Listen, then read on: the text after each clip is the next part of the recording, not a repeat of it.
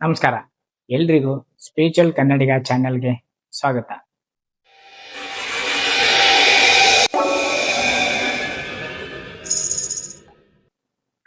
So ಇವತ್ತಿನ ವಿಷಯ ಏನಪ್ಪಾ ಅಂದ್ರೆ, ಬಹಳಷ್ಟು ಜನ ಹಲವಾರು ವಿಡಿಯೋಗಳಲ್ಲಿ ಹೇಳ್ತಾ ಇರ್ತಾರೆ. ಏನಪ್ಪಾ ಅಂದ್ರೆ, ವಿಷಯಗಳು ಹೇಗಿದೆಯೋ ಹಾಗೆ ನೋಡಕ್ಕೆ ನೀವು ಟ್ರೈ ಮಾಡಿ. ಅಂದ್ರೆ ಆಸ್ ಇಟ್ ಈಸ್ ನೋಡಕ್ಕೆ ಟ್ರೈ ಮಾಡಿ. ನೀವು ಆಸ್ ಇಟ್ ಈಸ್ ನೋಡೋದ್ರಿಂದ ಆ ಸತ್ಯವನ್ನ ಎನ್ಕ್ವೈರಿ ಮಾಡೋದಕ್ಕೆ, ಹಾಗೆಯೇ ಆ ಸತ್ಯವನ್ನ ಅರಿಯೋದಕ್ಕೆ ನಿಮಗೆ ಹೆಲ್ಪ್ ಆಗುತ್ತೆ. ಅದಕ್ಕೆ ಎಲ್ಲರೂ ಆಸ್ ಇಟ್ ಈಸ್ ನೋಡಿ ಅದ್ರ ಬಗ್ಗೆ ತಿಳ್ಕೊಳ್ಳಿ ಅಂತ ಹೇಳೋದು. ಸೊ ಇವತ್ತಿನ ಈ ವಿಡಿಯೋದಲ್ಲಿ ನಾವು ಆಸ್ ಇಟ್ ಈಸ್ ನೋಡೋದು ಹೇಗೆ ಅದನ್ನ ಒಂದು ಲೈವ್ ಎಕ್ಸಾಂಪಲ್ ಮೂಲಕ ನೋಡೋಣ. ಅದಕ್ಕಿಂತ ಮುಂಚೆ ಏನಪ್ಪಾ ಅಂದ್ರೆ, ಈ ಆಸ್ ಇಟ್ ಈಸ್ ನೋಡೋದು ಅಂದ್ರೆ ಏನು ಅಂತ ಮೊದಲು ನಾವು ಕ್ಲಾರಿಟಿಯಾಗಿ ತಿಳ್ಕೊಂಡ್ಬಿಡೋಣ.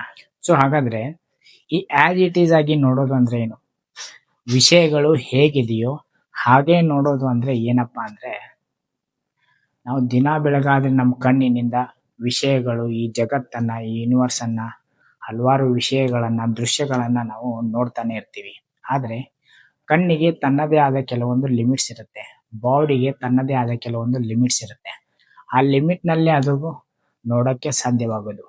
ಹಾಗಾದ್ರೆ ಎಲ್ಲರೂ ಹೇಳ್ತಾ ಇರ್ತಾರೆ ಆಸ್ ಇಟ್ ಈಸ್ ನೋಡಿ, ಅದರ ಸತ್ಯ ನಿಮಗೆ ಅರಿವಾಗುತ್ತೆ ಅಂತ. ಆದ್ರೆ ಕಣ್ಣಿನಿಂದ ನೋಡಿದಾಗ ನಮಗೆ ಹಲವಾರು ವಿಷಯಗಳ ಸತ್ಯ ನಮಗೆ ಅರಿವಾಗುವುದಿಲ್ಲ.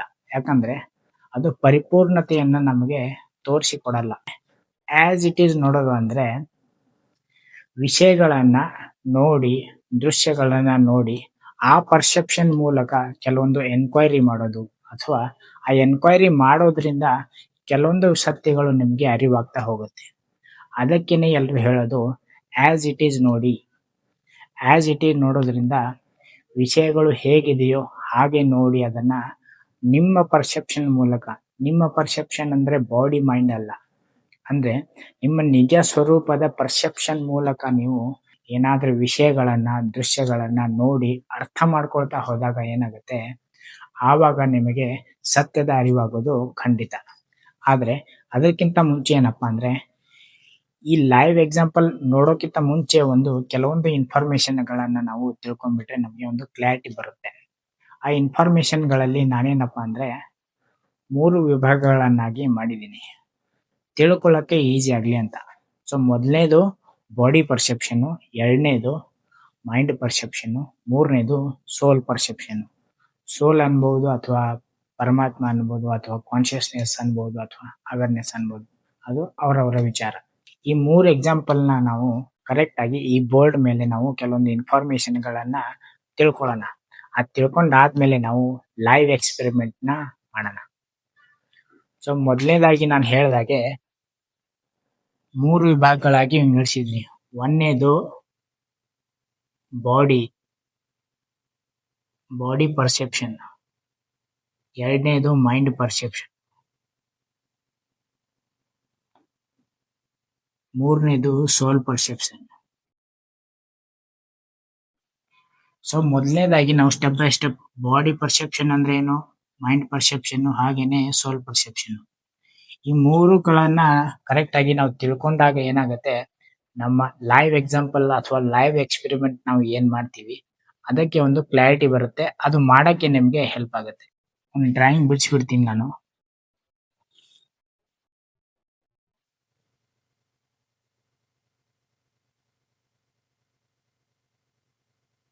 ಇದು ಸೋಲ್ ಅನ್ಕೊಳ್ಳಿ. ಸೋಲ್ ಅಂದ್ರೆ ನಿಮ್ಮ ನಿಜ ಸ್ವರೂಪ, ನಿಮ್ಮ ಟ್ರೂ ನೇಚರ್, ಅಥವಾ ಕಾನ್ಶಿಯಸ್ನೆಸ್, ಅಥವಾ ಆತ್ಮ. ಇದು ಮಿಡಲ್ ನಲ್ಲಿ ಒಂದು ಡ್ರಾಯಿಂಗ್ ಬಿಡಿಸ್ತೀನಿ. ಇದು ಮೈಂಡು. ಇದ್ರ ಮುಂದೆ ಬರೋದು ನಿಮ್ಮ ಬಾಡಿ. ಇದ್ರ ಮುಂದೆ ಇನ್ನೊಂದು ಆಬ್ಜೆಕ್ಟ್ ನ ನಾವು ಕ್ರಿಯೇಟ್ ಮಾಡ್ಕೊಳ್ಳೋಣ, ಏನಾದ್ರೂ ಒಂದು ವಸ್ತು, ಆಬ್ಜೆಕ್ಟ್.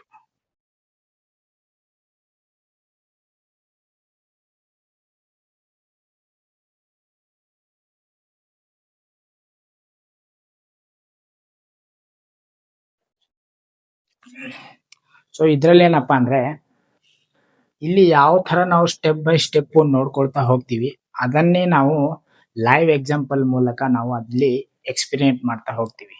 ಸೊ ಮೊದಲನೇದು ಏನಪ್ಪಾ ಅಂದ್ರೆ ಇಲ್ಲಿ ಆಬ್ಜೆಕ್ಟ್ ಇದೆ. ಆಬ್ಜೆಕ್ಟ್ ಅಂದ್ರೆ ದೃಶ್ಯ. ದೃಶ್ಯ ಅಂದ್ರೆ ಏನು? ನಾವು ಕಣ್ಣಿನಿಂದ ಏನೇನ್ ನೋಡ್ತಾ ಇರ್ತೀವಿ ಅವೆಲ್ಲನೂ ದೃಶ್ಯಗಳು. ಇಲ್ಲಿ ಬಾಡಿ ಅಂದ್ರೆ ನಮ್ಮದೇ ಆದ ಒಂದು ಕೆಲವೊಂದು ಆಕಾರ ಇದೆ, ಅದಕ್ಕೆ ನಾವು ಬಾಡಿ ಅಂತ ಪರಿಗಣಿಸ್ತೀವಿ. ನಮ್ಮ ಮೈಂಡ್ ಅಂದ್ರೆ ಗ್ರೂಪ್ ಆಫ್ ಥಾಟ್ಸ್. ಬೆಳಿಗ್ಗೆಯಿಂದ ಸಾಯಂಕಾಲವರೆಗೂ ನಾವು ಯೋಚನೆ ಮಾಡ್ತಾ ಇರ್ತೀವಿ, ಏನೋ ಒಂದು ಕೆಲವೊಂದು ವಿಷಯಗಳನ್ನ ನಾವು ಮಾತಾಡ್ತಾ ಇರ್ತೀವಿ, ಇಮ್ಯಾಜಿನ್ ಮಾಡ್ಕೊಳ್ತಾ ಇರ್ತೀವಿ. ಅವೆಲ್ಲನೂ ಮೈಂಡ್ ನಲ್ಲಿ ಬರೋದು. ಲಾಸ್ಟಿಗೆ ಬರೋದು ಕಾನ್ಶಿಯಸ್ನೆಸ್, ಅಂದ್ರೆ ನಮ್ಮ ಟ್ರೂ ನೇಚರ್.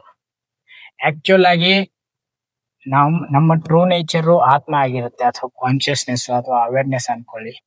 ಆದ್ರೆ ನಾವು ನಮ್ಮ ಟ್ರೂ ನೇಚರ್ ಆತ್ಮ ಇರುತ್ತೆ, ಆದ್ರೆ ನಾವು ಮೈಂಡ್ ಅಥವಾ ಬಾಡಿ ಜೊತೆಗೆ ಕನೆಕ್ಟೆಡ್ ಆಗಿರೋದ್ರಿಂದ ಏನಾಗುತ್ತೆ, ನಾವೇ ಬಾಡಿ ಅಥವಾ ನಾವೇ ಮೈಂಡ್ ಅಂತ ನಾವು ಹುಟ್ಟಿದಾಗಿನಿಂದ ಇಲ್ಲಿವರೆಗೂ ಪರಿಗಣಿಸ್ತಾ ಬಂದಿರ್ತೀವಿ.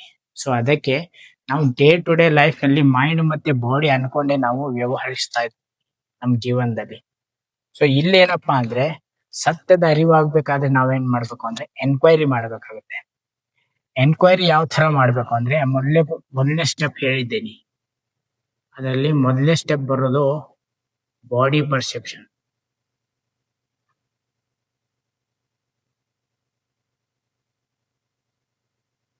ಬಾಡಿ ಪರ್ಸೆಪ್ಷನ್ ಇದು ಮೊದಲನೇ ಸ್ಟೆಪ್ ನಮ್ದು. ಬಾಡಿ ಪರ್ಸೆಪ್ಷನ್ ಹೆಂಗಪ್ಪ ಅಂದ್ರೆ, ಈಗ ನಮ್ಮ ಬಾಡಿ ಇರುತ್ತೆ, ಆಕಾರ ಇರುತ್ತೆ. ಈ ಬಾಡಿ ಮೂಲಕ ನಾವು ಹಲವಾರು ದೃಶ್ಯಗಳನ್ನ ಬೆಳಿಗ್ಗೆಯಿಂದ ಸಾಯಂಕಾಲವರೆಗೂ ನೋಡ್ತಾ ಇರ್ತೀವಿ. ಸೊ ಇದ್ರ ಮೊದಲನೇ ಎಕ್ಸ್ಪೆರಿಮೆಂಟ್ ಏನಪ್ಪಾ ಅಂದ್ರೆ, ಈಗ ನಮ್ಮ ಬಾಡಿ ಇರುತ್ತೆ, ಬಾಡಿ ಜೊತೆಗೆ ನಾವು ಕಣ್ಣಿನಿಂದ ಎಲ್ಲಾ ದೃಶ್ಯಗಳನ್ನ ನೋಡ್ತೀವಿ. ಇಲ್ಲೊಂದು ಆಬ್ಜೆಕ್ಟ್ ಇದೆ, ಬಾಡಿ ಮೂಲಕ ಏನಾಗತ್ತೆ, ನಾವು ಆಬ್ಜೆಕ್ಟ್ ನ ನೋಡ್ತೀವಿ ನಮ್ಮ ಕಣ್ಣಿನಿಂದ ನೋಡಿದಾಗ ಏನಾಗತ್ತೆ, ಈ ಬಾಡಿನ ನಾವು ಸಬ್ಜೆಕ್ಟ್ ಅನ್ಕೊಳ್ಳೋಣ. ಇದು ಸಬ್ಜೆಕ್ಟ್, ಇದು ಆಬ್ಜೆಕ್ಟ್. ಸಬ್ಜೆಕ್ಟ್ ನ ಏನಂತಾರೆ, ದೃಷ್ಟ ಅಂತಾರೆ. ಆಬ್ಜೆಕ್ಟ್ ನ ಏನಂತಾರೆ, ದೃಶ್ಯ. ಸೊ ಈ ದೃಶ್ಯ ಮತ್ತೆ ದೃಷ್ಟನ ನಾವು ಮೊದಲು ಬಾಡಿ ಪರ್ಸೆಪ್ಷನ್ ಮೂಲಕ ನೋಡೋಣ, ಆಮೇಲೆ ಮೈಂಡ್ ಪರ್ಸೆಪ್ಷನ್ ಮೂಲಕ, ಆಮೇಲೆ ನಮ್ಮ ನಿಜ ಸ್ವರೂಪ ಅಂದ್ರೆ ಏನ್ ಆತ್ಮ ಅಂತೀವಲ್ಲ ಆ ಪರ್ಸೆಪ್ಷನ್ ಮೂಲಕ ನೋಡ್ತಾ ಹೋಗೋಣ. ಇದರಿಂದ ನಮ್ಗೆ ಕೆಲವೊಂದು ಎನ್ಕ್ವೈರಿ ಮಾಡೋದ್ರಿಂದ ಕೆಲವೊಂದು ಲಾಸ್ಟ್ಗೆ ಏನ್ ಸತ್ಯ ಇದೆ, ನಮ್ಮ ನಿಜ ಸ್ವರೂಪ ಯಾವ ತರ ಇದೆ ಅನ್ನೋದನ್ನ ನಮ್ಗೆ ಈ ಎಕ್ಸ್ಪೆರಿಮೆಂಟ್ ಮೂಲಕ ನಮ್ಗೆ ಕೆಲವೊಂದು ವಿಷಯಗಳು ಅರ್ಥ ಆಗುತ್ತೆ.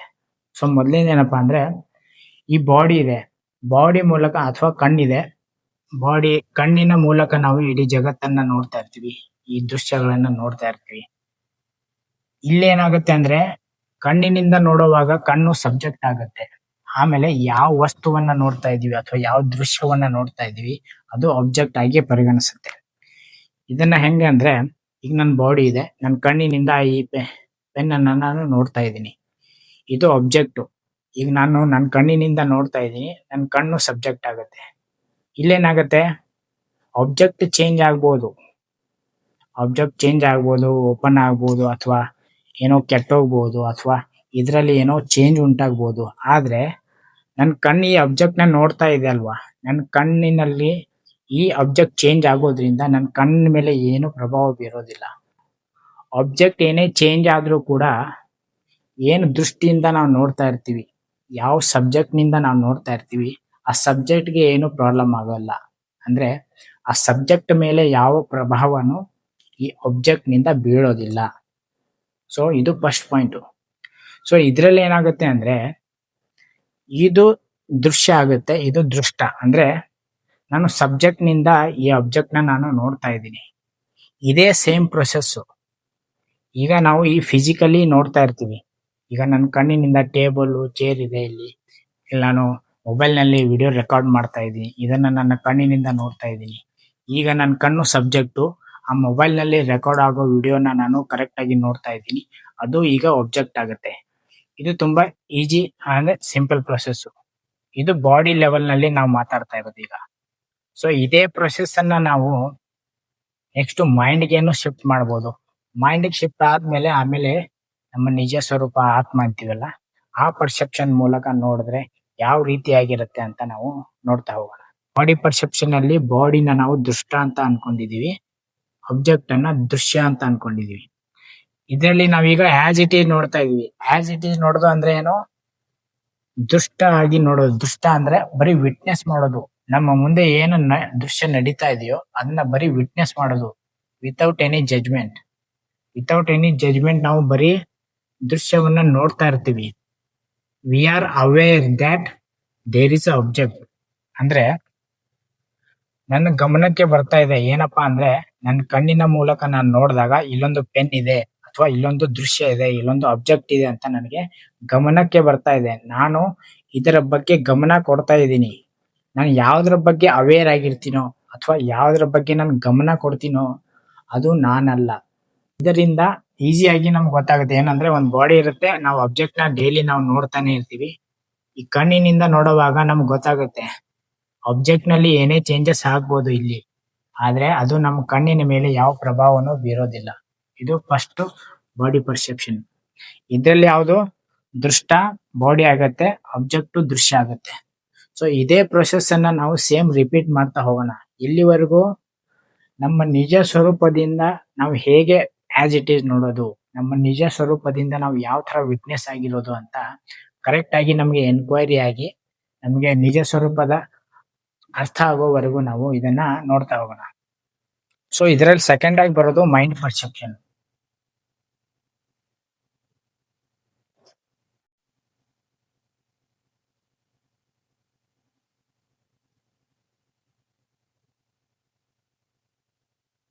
ಸೊ ಇದು ಈ ಪ್ರೊಸೆಸ್ ನ ಸೇಮ್ ಆಗಿ ರಿಪೀಟ್ ಮಾಡ್ಬೇಕು ನಾವು. ಸೊ ಫಸ್ಟ್ ಇಲ್ಲಿ ಮಾಡಿದ್ವಿ ನಾವು ಬರೀ ಬಾಡಿ ಪರ್ಸೆಪ್ಷನ್ ನಲ್ಲಿ ಬಾಡಿನ ಇಟ್ಕೊಂಡು ಮತ್ತೆ ಆಬ್ಜೆಕ್ಟ್ ನ ಇಟ್ಕೊಂಡು ನಾವು ಆಸ್ ಇಟ್ ಈಸ್ ಹೇಗ್ ನೋಡೋದು ಅಂತ ನಾವು ಕಲ್ಕೊಂಡ್ವಿ. ಈಗ ಏನಂದ್ರೆ ಸೇಮ್ ಪ್ರೊಸೆಸ್ ಇಲ್ಲೇ ನಾವು ಟ್ರೀಟ್ ಮಾಡೋಣ. ಏನಂದ್ರೆ ಈ ಮೈಂಡ್ ಇದೆ ಅಲ್ವಾ, ಮೈಂಡ್ ನ ನಾವು ದೃಷ್ಟ ಅಂತ ತಗೊಳ್ಳೋಣ. ಈಗ ಅಂದ್ರೆ ಸಬ್ಜೆಕ್ಟ್.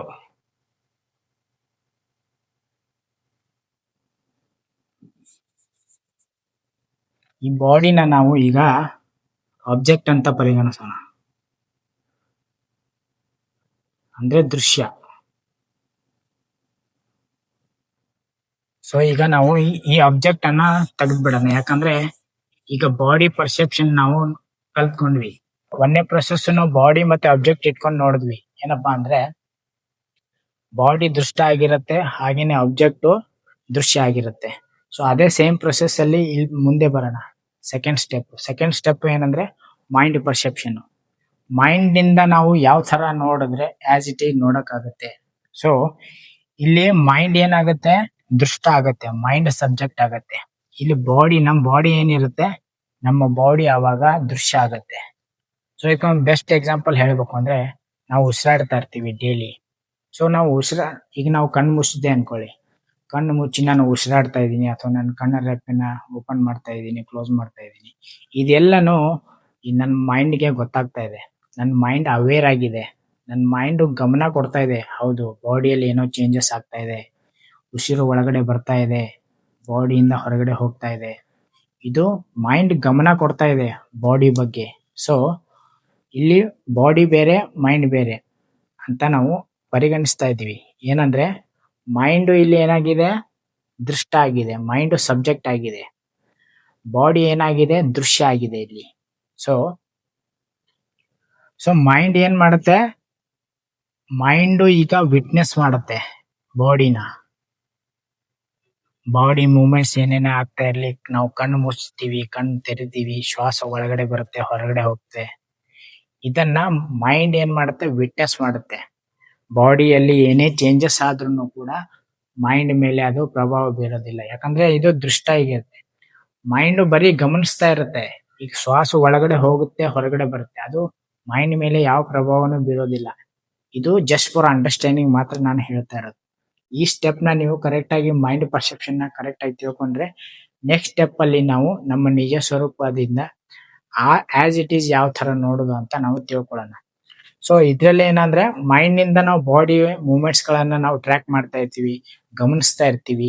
ಇಲ್ಲೇನಾಗತ್ತೆ, ಬಾಡಿ ಸೆಪರೇಟ್ ಆಗುತ್ತೆ, ಮೈಂಡ್ ಸೆಪರೇಟ್ ಆಗುತ್ತೆ. ಆವಾಗ ಏನಾಗುತ್ತೆ, ನಮ್ಗೆ ಗೊತ್ತಾಗುತ್ತೆ ಯಾವುದರ ಬಗ್ಗೆ ನಾವು ಗಮನ ಕೊಡ್ತಾ ಇದೀವಿ ಅದು ನಾವಲ್ಲ ಅಂತ ನಮ್ಗೆ ಕರೆಕ್ಟ್ ಆಗಿ ಗೊತ್ತಾಗುತ್ತೆ ಇಲ್ಲಿ. ಸೊ ಈಗ ನಾನು ಕಣ್ಣು ಮುಚ್ತಾ ಇದ್ದೀನಿ, ಕಣ್ಣು ತೆರಿತಾ ಇದ್ದೀನಿ ಅಥವಾ ಕೈ ಮೂವ್ಮೆಂಟ್ ಆಗ್ತಾ ಇದೆ ನಂದು, ಇದೆಲ್ಲ ನನ್ನ ಮೈಂಡ್ಗೆ ಗೊತ್ತಾಗ್ತಾ ಇದೆ. ಆದ್ರೆ ಮೈಂಡು ಈ ಮೂಮೆಂಟ್ಸ್ ಗಳ ಬಗ್ಗೆ ಗಮನ ಹರಿಸ್ತಾ ಇದೆ. ಅಲ್ಲಿ ಗಮನ ಅನ್ನೋ ಒಂದು ಪ್ರೊಸೆಸ್ ನಡೀತಾ ಇದೆ. ಈ ಗಮನ ಅನ್ನೋ ಪ್ರೊಸೆಸ್ ಮೈಂಡ್ ಬರೀ ವಿಟ್ನೆಸ್ ಮಾಡ್ತಾ ಇದೆ. ಅದು ಈ ಕೈ ಮೂವ್ಮೆಂಟ್ ಆಗೋದ್ರಿಂದ ಮೈಂಡ್ಗೆ ಏನು ಪ್ರಾಬ್ಲಮ್ ಆಗಲ್ಲ. ಅಂದ್ರೆ ಬಾಡಿಯಲ್ಲಿ ಏನೇ ಚೇಂಜಸ್ ಆದ್ರೂ ಮೈಂಡ್ಗೆ ಏನು ಪ್ರಾಬ್ಲಮ್ ಆಗಲ್ಲ. ಯಾಕಂದ್ರೆ ಅದು ದೃಷ್ಟ, ಅದು ಬರೀ ವಿಟ್ನೆಸ್ ಮಾಡ್ತಾ ಇದೆ ಬಾಡಿ ಮೂವ್ಮೆಂಟ್ಸ್ ನ. ಬಾಡಿಯಲ್ಲಿ ಏನೇ ಚೇಂಜಸ್ ಆದ್ರೂ ಕೂಡ. ಸೊ ಇಲ್ಲಿ ನಾನು ಬಾಡಿ ಅಲ್ಲ ಅಂತ ನನಗೆ ಗೊತ್ತಾಗುತ್ತೆ. ಯಾವ ತರ ಗೊತ್ತಾಗುತ್ತೆ? ಬಾಡಿಯಲ್ಲಿ ಏನೇ ಚೇಂಜಸ್ ಆದ್ರೂ ಕೂಡ ಮೈಂಡ್ ಮೇಲೆ ಅದು ಯಾವ ಪ್ರಭಾವನು ಬೀರೋದಿಲ್ಲ. ಸೊ ಇದು ಮೈಂಡ್ ಪರ್ಸೆಪ್ಷನ್. ಮೈಂಡ್ ಮೂಲಕ ನಾವು ಬಾಡಿನ ಟ್ರ್ಯಾಕ್ ಮಾಡ್ತಾ ಇರ್ತೀವಿ ಅಥವಾ ಗಮನಿಸ್ತಾ ಇರ್ತೀವಿ. ಮೈಂಡ್ ಸಬ್ಜೆಕ್ಟ್ ಆಗಿರುತ್ತೆ, ಬಾಡಿ ಅಬ್ಜೆಕ್ಟ್ ಆಗಿರುತ್ತೆ. ಆವಾಗ ಏನು ಗೊತ್ತಾಗುತ್ತೆ ನಮಗೆ, ಇದರಿಂದ ನಾವು ಯಾವ ವಿಷಯಗಳಿಗೆ ಅಥವಾ ಯಾವ ದೃಶ್ಯವನ್ನ ನಾವು ಗಮನಿಸ್ತಾ ಇರ್ತೀವಿ, ಟ್ರ್ಯಾಕ್ ಮಾಡ್ತಾ ಇರ್ತೀವಿ, ವಿಟ್ನೆಸ್ ಮಾಡ್ತಾ ಇರ್ತೀವಿ, ಅದು ನಾವಲ್ಲ.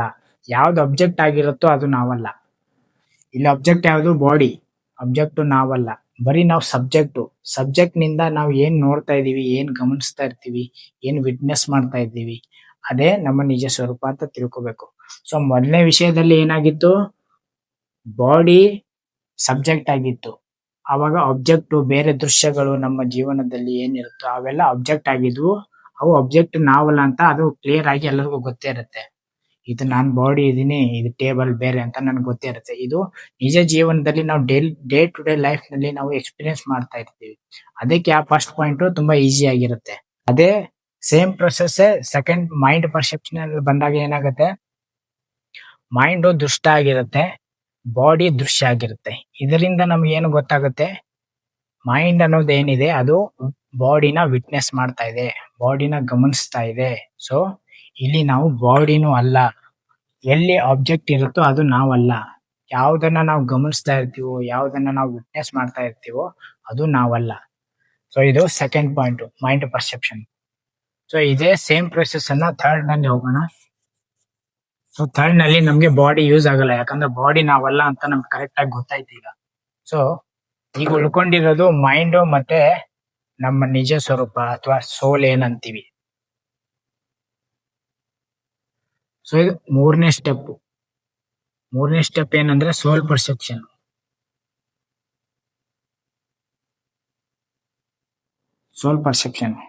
ಸೊ ಇದೇ ಲಾಸ್ಟ್ ಸ್ಟೇಜು.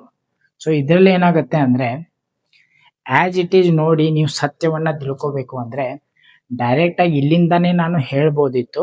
ಆದ್ರೆ ಏನಾಗುತ್ತೆ ಅಂದ್ರೆ ಕೆಲವೊಬ್ರು ಜನರಿಗೆ ಕರೆಕ್ಟ್ ಆಗಿ ಅದು ಅಂಡರ್ಸ್ಟ್ಯಾಂಡ್ ಆಗದೆ ಇರಬಹುದು. ಬಾಡಿ ಪರ್ಸೆಪ್ಷನ್, ಮೈಂಡ್ ಪರ್ಸೆಪ್ಷನ್ ನ ಕರೆಕ್ಟ್ ಆಗಿ ಅರ್ಥ ಮಾಡ್ಕೊಂಡ್ರೆ ಏನಾಗುತ್ತೆ, ಅದು ಡೇ ಟು ಡೇ ಲೈಫ್ ನಲ್ಲಿ ನಾವು ಜೀವಿಸ್ತಾ ಇರ್ತೀವಿ. ಅದ್ರ ಬಗ್ಗೆ ಸಾಕಷ್ಟು ಎಕ್ಸ್ಪೀರಿಯನ್ಸ್ ನಮಗೆ ಇರುತ್ತೆ. ಅದರಿಂದ ಸ್ವಲ್ಪ ಈ ರಿಲೇಟ್ ಮಾಡಿ ಅರ್ಥ ಮಾಡ್ಕೊಳ್ಳೋದ್ರಿಂದ ಏನಾಗುತ್ತೆ, ಸ್ವಲ್ಪ ವಿಷಯಗಳು ಬೇಗನೆ ಅರ್ಥ ಆಗುತ್ತೆ. ಸೊ ಅದಕ್ಕೆ ಹೇಳಿದ್ದು, ಈ ಬಾಡಿ ಮತ್ತೆ ಮೈಂಡ್ ಏನಿದೆ, ನಮ್ಮ ನಿಜ ಸ್ವರೂಪ ಏನಂತೀವಿ, ನಮ್ಮ ಆತ್ಮ ಏನಂತೀವಿ, ಕಾನ್ಶಿಯಸ್ನೆಸ್ ಏನಂತೀವಿ, ಆ ಕಾನ್ಶಿಯಸ್ ನಿಂದಾನೇ ಈ ಮೈಂಡ್ ಮತ್ತೆ ಬಾಡಿನ ನಾವು ಗಮನಿಸ್ತಾ ಇರ್ತೀವಿ.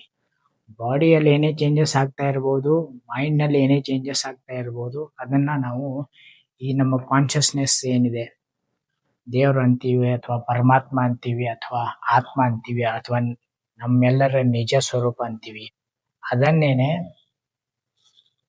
ಈ ನಿಜ ಸ್ವರೂಪ ಏನ್ ಮಾಡ್ತಾ ಇರುತ್ತೆ, ಇದೇ ವಿಟ್ನೆಸ್, ಇದೇ ರಿಯಲ್ ವಿಟ್ನೆಸ್,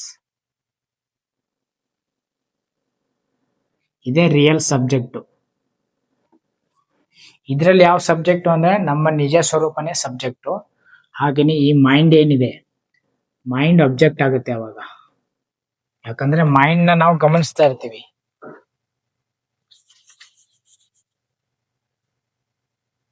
ಮೈಂಡ್ ದೃಶ್ಯ ಆಗುತ್ತೆ ಅವಾಗ. ನಿಜವಾದ ದೃಷ್ಟ ಯಾರು? ಆತ್ಮ. ಇದು ವಿಟ್ನೆಸ್ ಮಾಡ್ತಾ ಇರುತ್ತೆ.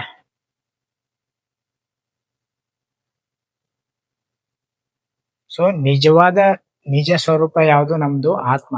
ಆತ್ಮನೇ ಈ ಮೈಂಡ್ ಆಗಿರ್ಬೋದು, ಬಾಡಿ ಆಗಿರ್ಬೋದು, ಬೇರೆ ಜಗತ್ತಿನಲ್ಲಿ ಯಾವುದೇ ಅಬ್ಜೆಕ್ಟ್ಸ್ ಇರ್ಬೋದು, ಈ ಬಾಡಿ, ಮೈಂಡ್ ಮತ್ತೆ ಅಬ್ಜೆಕ್ಟ್ ನ ಎಲ್ಲ ನಮ್ಮ ನಿಜ ಸ್ವರೂಪ ಏನಂತೀವಿ, ಆತ್ಮ ಏನಂತೀವಿ, ಅದೇ ವಿಟ್ನೆಸ್ ಮಾಡ್ತಾ ಇರುತ್ತೆ. ಸೊ ಇವೆಲ್ಲನೂ ಅಬ್ಜೆಕ್ಟ್. ಮೈಂಡು, ಬಾಡಿ ಮತ್ತೆ ಮಿಕ್ಕಿದ ಈ ಸಂಸಾರದಲ್ಲಿ ಅಥವಾ ಜಗತ್ತಿನಲ್ಲಿ ನಾವೇನೇನ್ ನೋಡ್ತಾ ಇರ್ತೀವಿ, ಲಿವಿಂಗು ಅಥವಾ ನಾನ್ ಲಿವಿಂಗು, ಅವೆಲ್ಲನೂ ಆಬ್ಜೆಕ್ಟ್ಸ್ ಆಗುತ್ತೆ ಬರೀ ಕಾನ್ಶಿಯಸ್ನೆಸ್ಗೆ. ಅಂದ್ರೆ ನಮ್ಮ ನಿಜ ಸ್ವರೂಪಗೆ ಈ ಮೈಂಡು, ಬಾಡಿ ಮತ್ತೆ ಆಬ್ಜೆಕ್ಟ್ಸ್ ಎಲ್ಲಾನು ಆಬ್ಜೆಕ್ಟ್ ಆಗಿ ಪರಿಗಣಿಸುತ್ತೆ. ಆವಾಗ ಬರೀ ಸಬ್ಜೆಕ್ಟ್ ಆಗಿ ಉಳ್ಕೊಳ್ಳೋದು ನಮ್ಮ ನಿಜ ಸ್ವರೂಪ ಮಾತ್ರ. ಸೊ ಈ ಥರ್ಡ್ ಸೋಲ್ ಪರ್ಸೆಪ್ಷನ್ ಅಲ್ಲಿ ನೋಡಿದಾಗ ಏನಾಗುತ್ತೆ, ಈಗ ನಾವು ಮೈಂಡ್ ನಲ್ಲಿ ಥಿಂಕ್ ಮಾಡ್ತಾ ಇರ್ತೀವಿ, ನಮ್ಗೆ ಗೊತ್ತಾಗುತ್ತೆ ನಮ್ಮಲ್ಲಿ ಥಾಟ್ ಬಂತು, ಹೌದು ನಾನು ಈ ತರ ಇಮ್ಯಾಜಿನೇಷನ್ ಮಾಡ್ಕೊಳ್ತಾ ಇದ್ದೀನಿ, ನಾನು ಈ ತರ ಥಾಟ್ಸ್ ನಲ್ಲಿ ಬರ್ತಾ ಇದೆ, ಇವೆಲ್ಲನೂ ನಮ್ಮ ಗಮನಕ್ಕೆ ಬರ್ತಾ ಇರುತ್ತೆ. ಅದು ನಿಮ್ಗೆ ಎಲ್ಲರಿಗೂ ಗೊತ್ತೇ ಇರುತ್ತೆ, ಆದ್ರೆ ಸ್ವಲ್ಪ ಅವೇರ್ನೆಸ್ ನಿಂದ ನಾವು ಕರೆಕ್ಟ್ ಆಗಿ ನೋಡ್ತಾ ಇರಲ್ಲ, ಆಸ್ ಇಟ್ ಈಸ್ ನೋಡ್ತಾ ಇರಲ್ಲ, ಅದನ್ನ ನಾವು ವಿಟ್ನೆಸ್ ಆಗಿ ನೋಡ್ತಾ ಇರಲ್ಲ.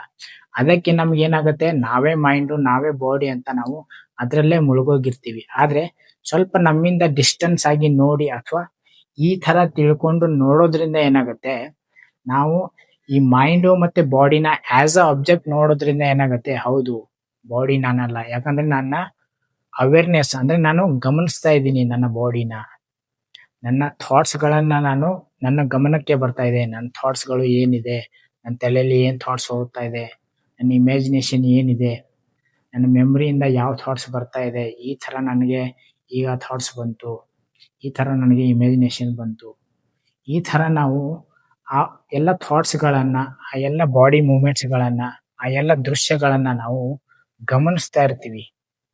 ಸೊ ಇಲ್ಲಿ ಗಮನಿಸೋರು ಯಾರು ಅಂದ್ರೆ ನಮ್ಮ ನಿಜ ಸ್ವರೂಪ, ಅದೇ ಸೋಲು, ಅದೇ ಆತ್ಮ, ಅದೇ ಪರಮಾತ್ಮ, ಅದೇ ಅವೇರ್ನೆಸ್.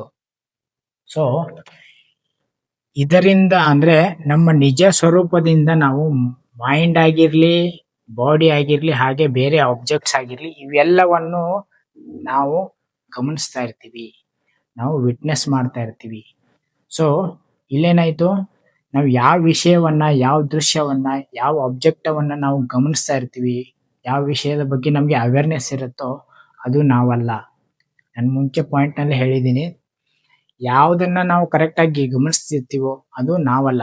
ಇದು ಡಸ್ಟರ್ ನನ್ನ ಕೈಯಲ್ಲಿದೆ, ಈ ಕಣ್ಣಿನಿಂದ ನಾನು ಇದನ್ನ ಗಮನಿಸ್ತಾ ಇದ್ದೀನಿ, ಆದ್ರೆ ಇದು ನಾನಲ್ಲ ಅಂತ ನನಗೆ ಕ್ಲಿಯರ್ ಆಗಿ ಗೊತ್ತಿದೆ. ಆದ್ರೆ ಇವೆಲ್ಲ ವಸ್ತುಗಳು ಅಂತ ನಾವು ಕರೆಕ್ಟ್ ಆಗಿ ತಿರಸ್ಕಾರ ಮಾಡಿರ್ತೀವಿ, ಇದು ನಾನಲ್ಲ, ಆಕ್ಚುಲ್ ಆಗಿ ಇದು ನಾನಲ್ಲ ಅಂತ ನಮ್ಗೆ ಕ್ಲಿಯರ್ ಆಗಿ ಗೊತ್ತಿರುತ್ತೆ. ಇದೇ ಪ್ರೊಸೆಸ್ ಸೇಮ್ ಏನಂದ್ರೆ ನಮ್ಮ ನಿಜ ಸ್ವರೂಪದಿಂದ ಪರ್ಸೆಪ್ಷನ್ ನಿಂದ ನೋಡಿದಾಗ ಏನಾಗುತ್ತೆ, ಇದು ಅಬ್ಜೆಕ್ಟೇ, ಬಾಡಿನೂ ಅಬ್ಜೆಕ್ಟೇ, ಹಾಗಿದ್ರೆ ನಮ್ ಥಾಟ್ಸ್ ಬರ್ತಾವಲ್ವಾ ನಮ್ ತಲೆಯಲ್ಲಿ, ಅವು ಕೂಡ ಅಬ್ಜೆಕ್ಟು. ಹಾಗಾಗಿ ಬಾಡಿ ಕೂಡ ನಾವಲ್ಲ, ಮೈಂಡ್ ಕೂಡ ನಾವಲ್ಲ, ಈ ಅಬ್ಜೆಕ್ಟ್ ಕೂಡ ನಾವಲ್ಲ. ಸೊ ಇದೇ ನಿಜ ಸ್ವರೂಪ, ಅಂದ್ರೆ ನಿಜ ಸ್ವರೂಪದಿಂದ ವಿಟ್ನೆಸ್ ಮಾಡೋದು, ಇದೇ ಆಸ್ ಇಟ್ ಈಸ್ ನೋಡೋದು, ಆಸ್ ಇಟ್ ಈಸ್ ಎನ್ಕ್ವೈರಿ ಮಾಡೋದು, ಅಂದ್ರೆ ಇದೇ ಪ್ರೊಸೆಸ್. ಸೊ ಈ ಪ್ರೊಸೆಸ್ ನಾನು ಬೋರ್ಡ್ ಮೇಲೆ ಕರೆಕ್ಟ್ ಆಗಿ ತೋರಿಸಿದ್ದೀನಿ, ಇದು ನಿಮ್ಗೆ ಅರ್ಥ ಆಗಿದೆ ಅನ್ಕೊಳ್ತೀನಿ. ಸೊ ಈ ಪ್ರೊಸೆಸ್ ನೀವು ಕರೆಕ್ಟ್ ಆಗಿ ಈಗ ನಾವು ಲೈವ್ ಎಕ್ಸ್ಪೆರಿಮೆಂಟ್ ಮೂಲಕ ನೋಡ್ತಾ ಹೋಗೋಣ. ಲೈವ್ ಎಕ್ಸ್ಪೆರಿಮೆಂಟ್ ಏನಪ್ಪಾ ಅಂದ್ರೆ, ಈಗ ಫಸ್ಟ್ನೇದು ಏನಪ್ಪಾ ಅಂದ್ರೆ ಅದರಲ್ಲಿ ಬಾಡಿ ಪರ್ಸೆಪ್ಷನ್ ಏನಂದ್ರೆ, ನನ್ನ ಮುಂದೆ ಒಂದು ಡಸ್ಟರ್ ಇದೆ, ಈ ಡಸ್ಟರ್ ನಾನು ಅಬ್ಜೆಕ್ಟ್ ಅಂತ ಪರಿಗಣಿಸ್ತೀನಿ, ಬಾಡಿನ ನಾನು ಸಬ್ಜೆಕ್ಟ್ ಅಂತ ಪರಿಗಣಿಸ್ತೀನಿ.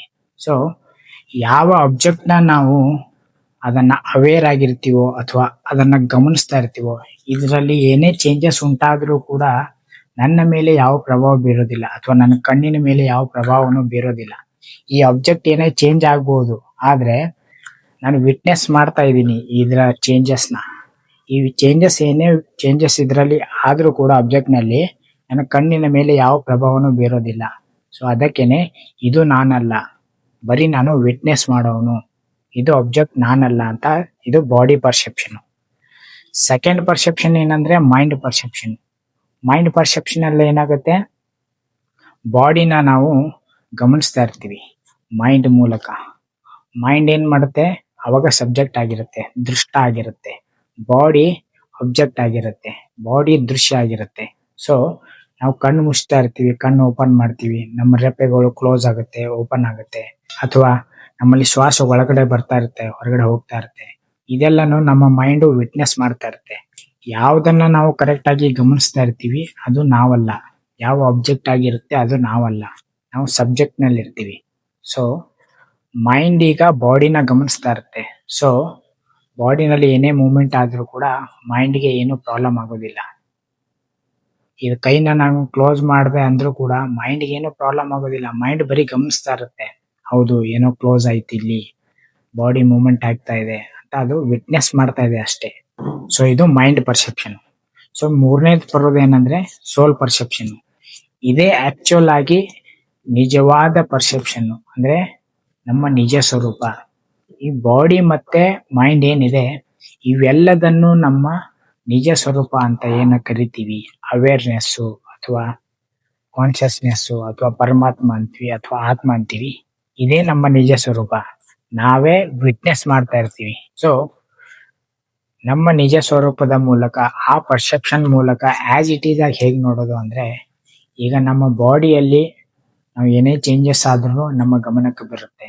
ಹಾಗೇನೆ ನಮ್ಮ ಮೈಂಡ್ ಅಲ್ಲಿ ನಾವು ಏನೇ ಮಾತಾಡಿದ್ರು ಅದು ಕೂಡ ಗಮನಕ್ಕೆ ಬರುತ್ತೆ. ಹಳೆ ನೆನಪುಗಳನ್ನ ಯೋಚನೆ ಮಾಡಿದ್ರು ಕೂಡ ಅದು ನಮ್ಗೆ ಗಮನಕ್ಕೆ ಬರುತ್ತೆ. ಸೊ ಆವಾಗ ನಾವು ನಿಜವಾದ ದೃಷ್ಟ ಆಗಿರ್ತೀವಿ. ಸೊ ಈ ಬಾಡಿ, ಮೈಂಡು, ಈ ಇನ್ಫಾರ್ಮೇಶನ್ಗಳು, ಈ ನಾಮರೂಪಗಳು, ಈ ಜಗತ್ತು ಇವೆಲ್ಲನೂ ಬರೀ ಅಬ್ಜೆಕ್ಟ್ ಆಗಿರುತ್ತೆ. ಸೊ ಯಾವ್ದು ಅಬ್ಜೆಕ್ಟ್ ಇರುತ್ತೋ ಅದ್ರಲ್ಲಿ ಏನೇ ಚೇಂಜಸ್ ಆದ್ರೂ ಕೂಡ ದೃಷ್ಟ ಯಾರಿರ್ತಾರೆ ಅಂದ್ರೆ ನಮ್ಮ ರಿಯಲ್ ಸೆಲ್ಫ್ ಏನಿದೆ, ಸೋಲು, ಅದ್ರ ಮೇಲೆ ಯಾವ ಪರಿಣಾಮನೂ ಬೀಳೋದಿಲ್ಲ. ಸೊ ಯಾಕಪ್ಪ ಪರಿಣಾಮ ಬೀಳೋದಿಲ್ಲ ಅಂದ್ರೆ ಅದು ಬರೀ ವಿಟ್ನೆಸ್ ಮಾಡ್ತಾ ಇರುತ್ತೆ. ಈಗ ನಾವು ಬಾಡಿ ಲೆವೆಲ್ ಅಲ್ಲಿ ನೋಡಿದ್ವಿ, ಈ ಡಸ್ಟರ್ ಮೇಲೆ ಏನೇ ಚೇಂಜಸ್ ಆದ್ರೂ ನನ್ನ ಕಣ್ಣಿನ ಮೇಲೆ ಏನ್ ಪ್ರಭಾವ ಬೀರೋದಿಲ್ಲ, ಯಾಕಂದ್ರೆ ನನ್ನ ಕಣ್ಣು ಬರೀ ಇದನ್ನ ವಿಟ್ನೆಸ್ ಮಾಡ್ತಾ ಇದೆ. ಅದೇ ತರಾನೇ ನಮ್ಮ ಸೋಲು, ನಮ್ಮ ನಿಜ ಸ್ವರೂಪ, ಆತ್ಮ, ಪರಮಾತ್ಮ ಏನಂತೀವಿ, ಅದು ಬರೀ ವಿಟ್ನೆಸ್ ಆಗಿರುತ್ತೆ ಅಷ್ಟೇ. ಅದು ಯಾವ ಕರ್ಮಕ್ಕೂ ಒಳಪಡಲ್ಲ, ಯಾವ ಆಕ್ಷನ್ಗೂ ಒಳಪಡಲ್ಲ. ಈ ನಾಮ ದೃಶ್ಯ ಅಥವಾ ಈ ಜಗತ್ತಿನಲ್ಲಿ ಯಾವುದೇ ಪ್ರೊಸೆಸ್ ನಡೀತಾ ಇರಲಿ, ಏನೇ ಚೇಂಜಸ್ಗೆ ಒಳಪಡ್ತಾ ಇರಲಿ, ಅದು ಬರೀ ವಿಟ್ನೆಸ್ ಆಗಿ ನೋಡ್ತಾ ಇರುತ್ತೆ, ಆಸ್ ಇಟ್ ಈಸ್ ನೋಡ್ತಾ ಇರುತ್ತೆ ಅಷ್ಟೇ. ಆಸ್ ಇಟ್ ಈಸ್ ನೋಡೋದು ಅಂದ್ರೆ ಈ ತರ ಈ ಪ್ರೊಸೆಸ್ನ ನಾವು ಈಗ ಫಾಲೋ ಮಾಡಿದ್ವಲ್ಲ, ಬಾಡಿ, ಮೈಂಡು ಮತ್ತೆ ಈ ವಿಟ್ನೆಸ್ ಆಗಿ ಹೇಗೆ ನೋಡ್ತಾ ಇದ್ದೀವಿ, ಹೇಗೆ ಗಮನಿಸ್ತಾ ಇದ್ದೀವಿ, ಯಾವುದು ದೃಷ್ಟ, ಯಾವುದು ದೃಶ್ಯ, ಯಾವುದು ದೃಶ್ಯ ಇರುತ್ತೆ ಅದು ನಾವಲ್ಲ, ಯಾವುದನ್ನ ನಾವು ಕರೆಕ್ಟ್ ಆಗಿ ಗಮನಿಸ್ತಾ ಇರ್ತೀವಿ, ಯಾವುದು ಗಮನಕ್ಕೆ ಒಳಪಡ್ತಾ ಇದೆ ಅದು ನಾವಲ್ಲ. ಸೊ ಇಲ್ಲಿ ಬಾಡಿ, ಮೈಂಡು ಅಥವಾ ನಮ್ಮ ಯೋಚನೆಗಳು ಏನೇ ಆಗಿರ್ಲಿ ಇವೆಲ್ಲನೂ ಗಮನಕ್ಕೆ ಒಳಪಡ್ತಾ ಇದೆ. ನಮ್ಮ ನಿಜ ಸ್ವರೂಪದಿಂದ ಈ ಮೈಂಡು, ಬಾಡಿ ಎಲ್ಲ ಗಮನಕ್ಕೆ ಒಳಪಡ್ತಾ ಇದೆ. ಸೊ ಅದಕ್ಕೆ ಬಾಡಿನೂ ನಾವಲ್ಲ, ಮೈಂಡು ನಾವಲ್ಲ. ಇದೇ ಲೈವ್ ಎಕ್ಸಾಂಪಲ್. ಸೊ ಇದನ್ನ ಒಂದು ಬೆಟರ್ ಎಕ್ಸಾಂಪಲ್ ಮೂಲಕ ಹೇಗೆ ಎಕ್ಸ್ಪ್ಲೇನ್ ಮಾಡಬೇಕು ಅಂದ್ರೆ, ಈಗ ಬಾಡಿ ನಾವಲ್ಲ ಅನ್ನೋದಕ್ಕೆ ನಾವು ಹುಟ್ಟಿದಾಗಿನಿಂದ ನಾವು ಇಷ್ಟೇ ಇರ್ತೀವಿ. ಹುಟ್ಟಿದಾಗಿನಿಂದ ಒಂದು ಸಣ್ಣ ಪಾಪು ತರ ಇರ್ತೀವಿ, ಆಮೇಲೆ ಬೆಳೆದು ದೊಡ್ಡವರಾಗ್ತೀವಿ. ಈ ಎಲ್ಲ ಪ್ರೊಸೆಸ್ ನಡೀತಾ ಇರುತ್ತೆ. ಯೌವನಾವಸ್ಥೆಗೆ ಬರ್ತೀವಿ, ಆಮೇಲೆ ವೃದ್ಧಾಪ್ಯ ವಯಸ್ಸಿಗೆ ಹೋಗ್ತೀವಿ. ಈ ಎಲ್ಲ ಪ್ರೊಸೆಸ್ ನಡೆಯುವಾಗಲೂ ಕೂಡ ಅದೆಲ್ಲನೂ ನಮ್ಮ ಗಮನಕ್ಕೆ ಬರ್ತಾ ಇದೆ. ಹೌದು, ಮಗುವಾಗಿದ್ದಾಗೂ ನಾನೇ ಇದ್ದೆ, ದೊಡ್ಡವನಾದ್ಮೇಲೂ ನಾನೇ ಇದ್ದೀನಿ, ಆಮೇಲೆ ಸಾಯೋ ಸ್ಟೇಜಿಗೆ ಬಂದಾಗಲೂ ನಾನೇ ಇದ್ದೀನಿ. ಆದ್ರೆ ಅಲ್ಲಿ ಚೇಂಜಸ್ ನಡೀತಾ ಇದೆ. ಮೊದಲು ಮಗುವಾಗಿದ್ದ, ಆಮೇಲೆ ದೊಡ್ಡವನಾದ, ಆಮೇಲೆ ಸಾಯೋ ಗಂಟ ಈಗ ವೃದ್ಧಾಪ್ಯ ವಯಸ್ಸಿನಲ್ಲಿದ್ದಾನೆ ಅವನು. ಸೊ ಇಲ್ಲಿ ಚೇಂಜ್ ಆಯಿತು, ಬಾಡಿ ಇಲ್ಲಿ ಚೇಂಜ್ ಆಗುತ್ತೆ ಅಂದ್ರೆ ಆಬ್ಜೆಕ್ಟ್ ಚೇಂಜ್ ಆಗ್ತಾ ಬರುತ್ತೆ. ಇಲ್ಲಿ ಯಾವ ತರ ಇದು ಆಬ್ಜೆಕ್ಟ್ ಚೇಂಜ್ ಆಗ್ತಾ ಇದೆಯೋ ಆದ್ರೆ ನನ್ನಲ್ಲಿ ಏನು ಪ್ರಭಾವ ಬೀರ್ತಾ ಇಲ್ಲ ನನ್ನ ಕಣ್ಣಿನ ಮೇಲೆ. ಅದೇ ತರಾನೇ ನಾವು ನಮ್ಮನ್ನ ಬಾಡಿ ಮತ್ತೆ ಮೈಂಡ್ ಅಂತ ಪರಿಗಣಿಸ್ತಾ ಇರ್ತೀವಿ. ಯಾಕಪ್ಪ ಅಂದ್ರೆ ಚಿಕ್ಕಂದಿನಿಂದ ನಮ್ಮ ಬೆಳೆದು ಬಂದ ದಾರಿ ಹಂಗಿರುತ್ತೆ. ನಮ್ಮಲ್ಲಿ ಕೆಲವೊಂದು ಇನ್ಫಾರ್ಮೇಶನ್ಗಳು ಆ ತರ ಇರುತ್ತೆ, ನಮ್ಮಲ್ಲಿ ಅಜ್ಞಾನ ಇರುತ್ತೆ ನಮ್ಮ ನಿಜ ಸ್ವರೂಪದ ಬಗ್ಗೆ. ಸೊ ಅದಕ್ಕೆ ಯಾವಾಗ ನಮ್ಮ ನಿಜ ಸ್ವರೂಪದ ಬಗ್ಗೆ ನಮಗೆ ಜ್ಞಾನ ಬರುತ್ತೋ ಆವಾಗ ನಮಗೆ ಗೊತ್ತಾಗುತ್ತೆ, ಹೌದು ಈ ಬಾಡಿ ಅನ್ನೋದು ಬರೀ ಆಬ್ಜೆಕ್ಟ್ ಮಾತ್ರ, ಅದು ಚೇಂಜ್ ಆಗ್ತಾ ಇರುತ್ತೆ. ಯಾವುದು ಚೇಂಜಕ್ಕೆ ಒಳಪಡ್ತಾ ಇರುತ್ತೋ ಅದನ್ನ ನಾವು ಗಮನಿಸ್ತಾ ಇರ್ತೀವಿ. ನಮ್ಮ ನಿಜ ಸ್ವರೂಪ ಏನಿದೆಯೋ ಅದು ಬರೀ ಗಮನಿಸ್ತಾ ಇರುತ್ತೆ. ಅದಕ್ಕೇನೆ ಇಲ್ಲಿ ಬಾಡಿ ನಾವಲ್ಲ. ನಾವು ಯಾವಾಗ ಮಗುವಾಗಿರ್ತೀವಿ ಆವಾಗ್ಲೂ ನಾವು ಗಮನಿಸ್ತಾ ಇದ್ದೀವಿ, ದೊಡ್ಡವನಾದಾಗೂ ಅಲ್ಲಿ ಚೇಂಜ್ ಆಗ್ತಾ ಇರುತ್ತೆ ಬಾಡಿನಲ್ಲಿ, ಆವಾಗ್ಲೂ ನಾವು ಗಮನಿಸ್ತಾ ಇರ್ತೀವಿ. ಸಾಯೋ ಸ್ಟೇಜ್ ಬಂದಾಗೂ ಕೂಡ ನಾವು ಗಮನಿಸ್ತಾನೆ ಇರ್ತೀವಿ. ಆದ್ರೆ ಚೇಂಜ್ ಯಾವ್ದಾಗ್ತಾ ಇರುತ್ತೆ, ಬರೀ ಬಾಡಿ ಚೇಂಜ್ ಆಗ್ತಾ ಇರುತ್ತೆ. ಆದ್ರೆ ಈ ವಿಟ್ನೆಸ್ಸಿಂಗ್ ಏನಿದೆ, ನಾವು ಗಮನಿಸೋ ಪ್ರೊಸೆಸ್ ಏನಿದೆ ಅದೆಲ್ಲನೂ ಸೇಮ್ ಆಗಿರುತ್ತೆ, ಅದರಲ್ಲಿ ಯಾವುದು ಚೇಂಜಸ್ ಆಗೋದಿಲ್ಲ. ಸೊ ಅದಕ್ಕೇನೆ ನಾವು ಬಾಡಿ ಅಲ್ಲ, ಮೈಂಡ್ ಅಲ್ಲ, ಹಾಗೇನೆ ನಾವು ಪರಮಾತ್ಮ, ಆತ್ಮ ಅಂತೀವಿ. ವಿಟ್ನೆಸ್ ಅಂತೀವಿ, ದೃಷ್ಟ ಅಂತೀವಿ. ಇದೇ ನಮ್ಮ ನಿಜ ಸ್ವರೂಪ. ಸೊ ಅದಕ್ಕೇನೆ ನಾನು ಹೇಳಿದ್ದು, ಆಸ್ ಇಟ್ ಈಸ್ ಹೇಗೆ ನೀವು ನೋಡಿದ್ರೆ, ನಮ್ಮ ಯಾವ ಪರ್ಸೆಪ್ಷನ್ ಮುಖಾಂತರ ನೀವು ಆಸ್ ಇಟ್ ಈಸ್ ಆಗಿ ನೋಡ್ತಾ ಇದ್ದೀರೋ ಅದರ ಮೂಲಕ ನಮಗೆ ಸತ್ಯದ ಅರಿವಾಗುತ್ತೆ ಅಂತ. ಸೊ ಇಲ್ಲಿ ನಮಗೆ ಸತ್ಯದ ಅರಿವು ಏನಾಯ್ತಪ್ಪ ಅಂದ್ರೆ, ನಾವು ಯಾಕೆ ಬಾಡಿ ಅಲ್ಲ, ನಾವು ಯಾಕೆ ಮೈಂಡ್ ಅಲ್ಲ, ನಾವು ಯಾಕೆ ಬರೀ ವಿಟ್ನೆಸ್ಸು, ನಾವು ಯಾಕೆ ಆತ್ಮ ಅನ್ನೋದು ನಮಗೆ ಈ ಸತ್ಯದ ಅರಿವಾಯ್ತು. ಹೇಗೆ ಅರಿವಾಯ್ತು? ಬಾಡಿ ಮೈಂಡ್ ಅನ್ನೋದು ಬರೀ ಆಬ್ಜೆಕ್ಟ್ ನಲ್ಲಿ ಬರೀ ಅವು ಚೇಂಜಕ್ಕೆ ಒಳಪಡ್ತಾ ಇರುತ್ತೆ. ಆದ್ರೆ ನಾವು ದುಷ್ಟ ರೀತಿಯಲ್ಲಿ ಬರೀ ಗಮನಿಸ್ತಾ ಇರ್ತೀವಿ. ಗಮನಿಸೋ ಪ್ರೊಸೆಸ್ ಯಾವಾಗಲೂ ನಡೀತಾನೆ ಇರುತ್ತೆ. ಬಾಡಿ ಇರ್ಲಿ ಇಲ್ಲದೆ ಇರ್ಲಿ, ಆ ಪ್ರೊಸೆಸ್ಸು ಇದ್ದೇ ಇರುತ್ತೆ. ಆತ್ಮ ಅನ್ನೋದು ಇದ್ದೇ ಇರುತ್ತೆ. ಮುಂಚೆನೂ ಇತ್ತು, ಈಗಲೂ ಇದೆ, ಮುಂದೆನೂ ಇರುತ್ತೆ. ಆದ್ರೆ ಈ ಇನ್ಸ್ಟ್ರೂಮೆಂಟ್ ಪ್ರಕಾರ, ಅಂದ್ರೆ ಈ ಬಾಡಿ ಅನ್ನೋದು ಒಂದು ಇನ್ಸ್ಟ್ರೂಮೆಂಟು, ಮೈಂಡ್ ಅನ್ನೋದು ಒಂದು ಇನ್ಸ್ಟ್ರೂಮೆಂಟು. ಈ ಬಾಡಿ ಮತ್ತೆ ಮೈಂಡ್ ಇನ್ಸ್ಟ್ರೂಮೆಂಟ್ಗಳು ಬಂದು ಹೋಗ್ತಾ ಇರುತ್ತೆ. ಆದ್ರೆ ಕಾನ್ಶಿಯಸ್ನೆಸ್ ಅನ್ನೋದು, ಆತ್ಮ ಅನ್ನೋದು ಯಾವಾಗಲೂ ಇದ್ದೇ ಇರುತ್ತೆ.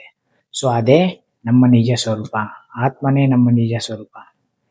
ಈ ಪರ್ಸೆಪ್ಷನ್ ನ ಮೂಲಕ ನೀವು ದೃಷ್ಟ ಆಗಿ ನೋಡುವಾಗ ಏನಾಗುತ್ತೆ, ಆಬ್ಜೆಕ್ಟ್ ಬಾಡಿ ಮೈಂಡ್ ನಲ್ಲಿ ಹಲವಾರು ಇನ್ಫಾರ್ಮೇಶನ್ಗಳು ಬಂದು ಹೋಗ್ತಾ ಇರುತ್ತೆ. ಆ ಮೂಲಕ ಏನಾಗುತ್ತೆ, ಬಾಡಿ ಒಂಥರ ಆಕ್ಟ್ ಮಾಡುತ್ತೆ, ಅಥವಾ ಮೈಂಡ್ ನಲ್ಲಿ ಹಲವಾರು ಯೋಚನೆಗಳು ಬರ್ತಾ ಇರುತ್ತೆ. ಆ ಯೋಚನೆಗಳು ಬರೋದ್ರಿಂದ ಏನಾಗುತ್ತೆ, ಆಕ್ಷನ್ಗಳು ಕ್ರಿಯೇಟ್ ಆಗುತ್ತೆ. ಇವೆಲ್ಲ ತಂತಾನೆ ನಡೀತಾ ಇರೋ ಪ್ರೊಸೆಸ್ಗಳು.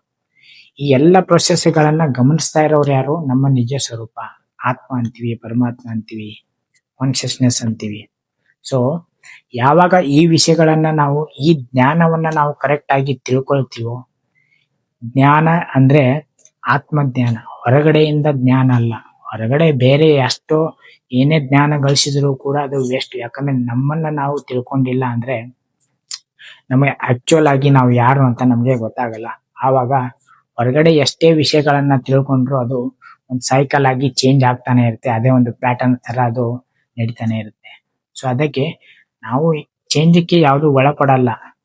ಇದರಿಂದ ನಮ್ಗೆ ಏನು ಗೊತ್ತಾಗುತ್ತೆ, ನಾವು ಬರೀ ದೃಷ್ಟ ಮಾತ್ರ, ನಾವು ವಿಟ್ನೆಸ್ ಮಾಡ್ತಾ ಇರ್ತೀವಿ, ನಾವು ಆಸ್ ಇಟ್ ಈಸ್ ನೋಡ್ತಾ ಇರ್ತೀವಿ ಯಾವಾಗ್ಲೂ.